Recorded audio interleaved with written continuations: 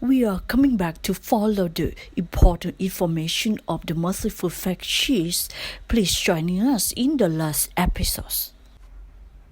Although the U.S. has always hidden its violations of international laws and norms behind seemingly justifiable rhetoric such as human rights and the fight against terrorism, today it has abandoned these pretenses and openly embraced imperialist and colonialist language, not hiding its intentions to usurp the lands of others, whether in Europe, West Asia, or Latin America. In fact, today the U.S. has become the main source for lawlessness and violation of the recognized international rules and principles, including territorial integrity and national sovereignty. The U.S. approach toward the Islamic Republic of Iran cannot be separated from this colonial mindset and policy.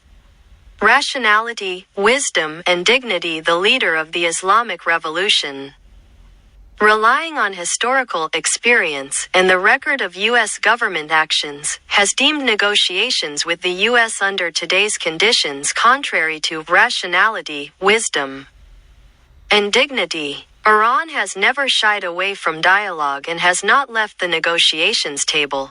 But is it dignified and rational to negotiate under maximum pressure and threats? It should not be forgotten that it was the U.S. that withdrew from a negotiated multilateral document and left the negotiations table. And again, the U.S., while alleging readiness for negotiation, is repeating the same policy by resorting to the ineffective approach of maximum pressure.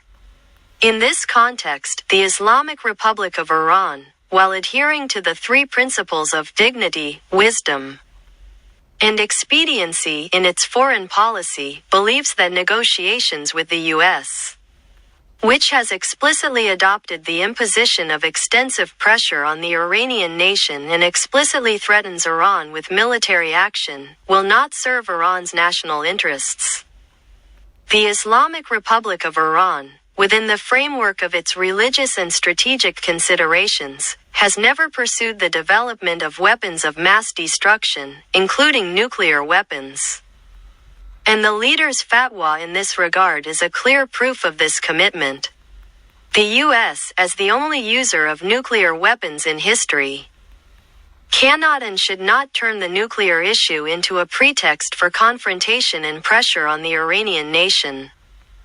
Iran remains committed to finding a diplomatic solution to safeguard the rights of the Iranian nation and lift sanctions, and will continue engagement with the relevant parties.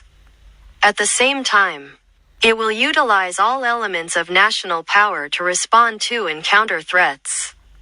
The Islamic Republic of Iran cherishes peace and stability in the region and the world, and does not seek to pressure or threaten any side. However, if any party seeks to threaten Iran, it will be responded in kind. The Islamic Republic of Iran will not hesitate to decisively and resolutely respond to any kind of aggression against its national security.